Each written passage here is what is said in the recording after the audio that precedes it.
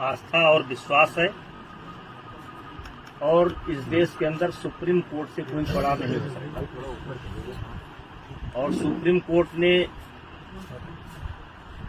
के सामने कल एफआईआर करने की बात आई है और अभी यद्यप एफआईआर की कॉपी मेरे पास नहीं है, लेकिन एफआईआर हो ही गई होगी और उसमें मुझे कुछ गलत प्रतीत नहीं होता है।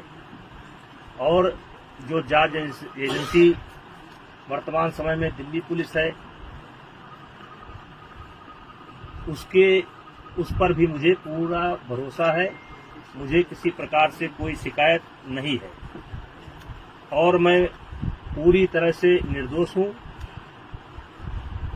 और इन आरोपों का सामना करने के लिए तैयार हूं। जांच एजेंसी जहां भी उचित समझेगी उसकी हर जांच में सहयोग करने के लिए मैं तैयार हूं। मुझे पहले भी भरोसा था, आज भी भरोसा है। सुप्रीम कोर्ट से ऊपर इस देश के अंदर कोई नहीं हो सकता है और सुप्रीम कोर्ट का आदेश सर्वमान्य है और मुझे या मेरे समर्थकों को ये आदेश सर्वमान्य है और मुझे जांच एजेंसी पर भी पूरा भरोसा है और मुझे और मेरे समर्थकों को न्याय मिलेगा, क्योंकि लगातार कई महीने से गाली पर गाली, गाली पर गाली, गाली पर गाली, आरोप पर आरोप, आरोप पर आरोप, इससे हमें भी कष्ट होता है, हमारे परिवार को भी कष्ट होता है, हमारे समर्थकों को भी कष्ट होता है। लेकिन हम चाहेंगे कि निष्पक्ष जांच जो सुप्रीम कोर्ट के आदेशानुसार दिल्ली पुलिस कर रही है वो करें और शीघ्र ही मेरा एक शब्द है कि शीघ्र ही जल्द से जल्द ये जांच पूरी करके जो भी कार्रवाई बनती हो उसे करना चाहिए।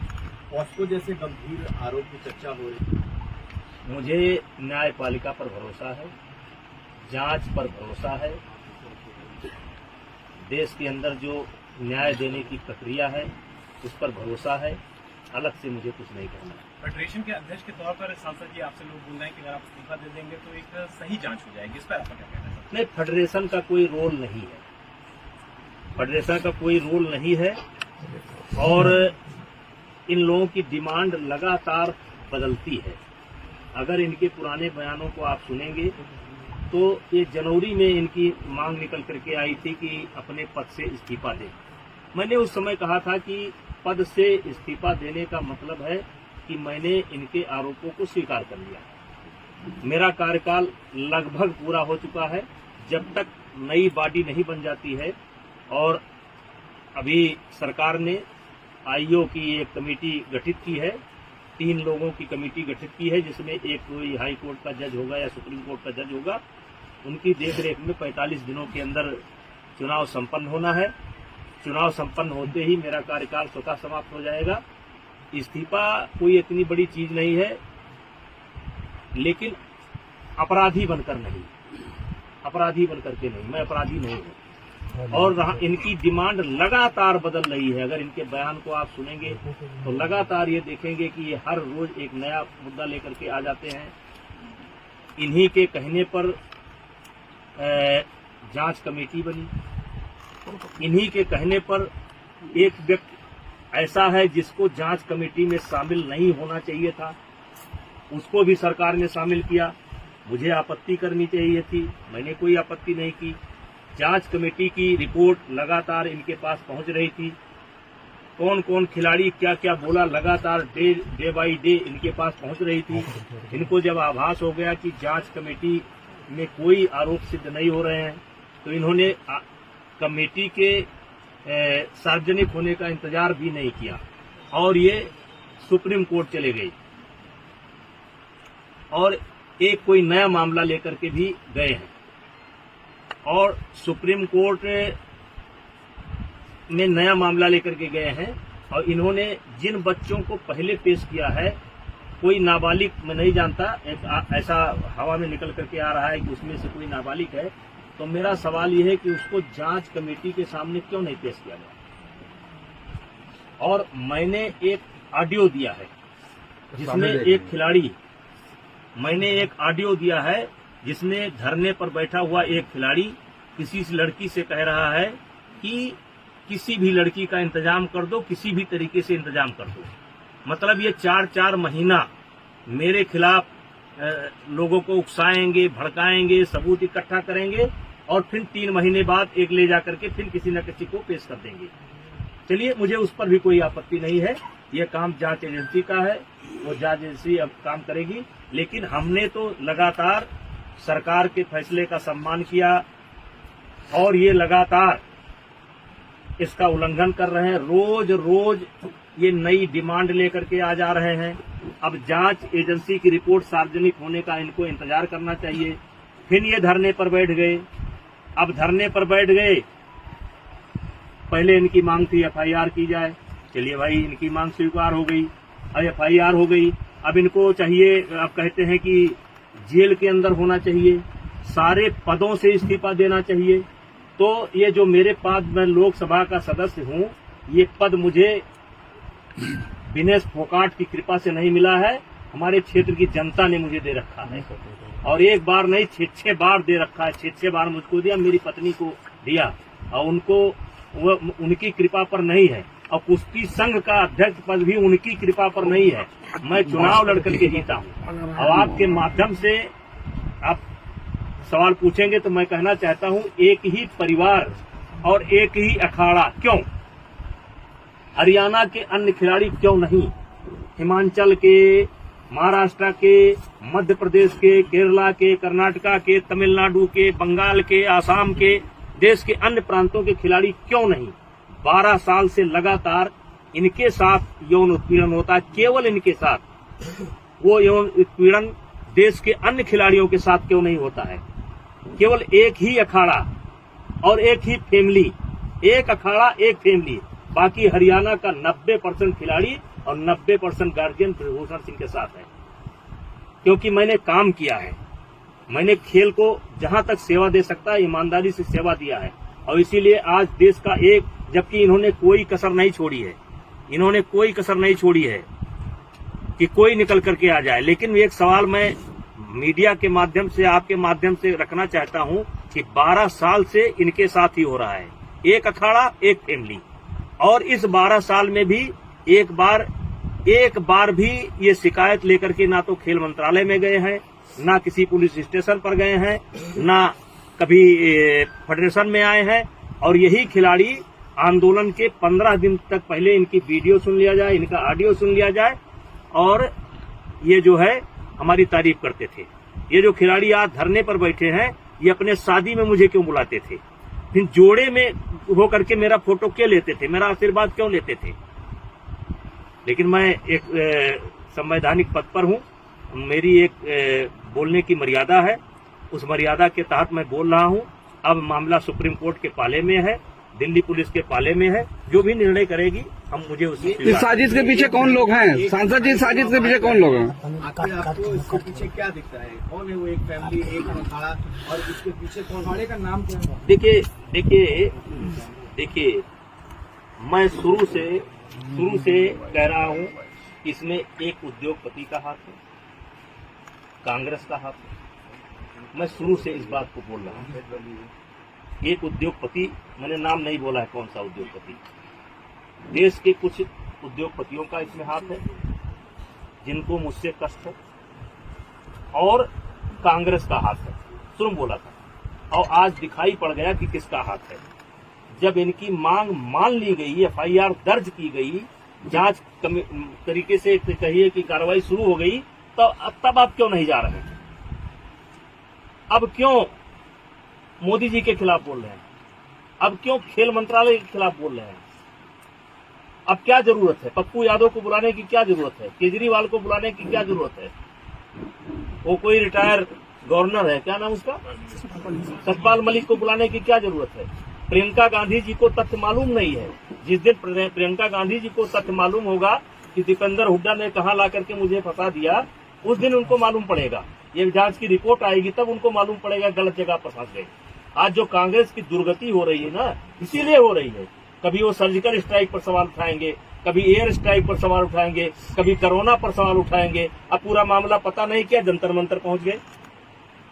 जांच का इंतजार कर लेते, दिल्ली पुलिस की रिपोर्ट का इंतजार कर लेते, तब जंतर मंतर पहुंचते। सांसद जी, राजनीतिकरण हो रहा है, आम आदमी पार्टी पहुंच रही है। तो जैसे कह रहा हूं कि ये खिलाड़ियों का धरना नहीं है, ये कुछ षड्यंत्रकारी लोग हैं जो हमारी पार्टी को नुकसान पहुंचाना चाहते हैं, जिसमें मुझे मोहरा बना रहे हैं। यानी कि निशाना जरूर आपके ऊपर है, लेकिन लक्ष्य दूसरा है कोई। नहीं, निशाना हमारे ऊपर है, हम बहाना है, निशाना और है, और निशाना आ रहा है। आज देख लीजिए, जैसे जांच कमेटी पर आपने कैसे सवाल खड़ा कर दिया। आपके कहने पर एक ऐसे व्यक्ति को कमेटी में शामिल किया गया जिसको नियमतः नहीं शामिल किया जा सकता था, क्योंकि उसी ने धरने की परमिशन ली थी, और उसके बावजूद भी उसको कमेटी में शामिल किया गया। आपको लगता है सरकार झुकती चली गई है इन लोगों के सामने? यही वजह है कि मांग बढ़ती चली गई।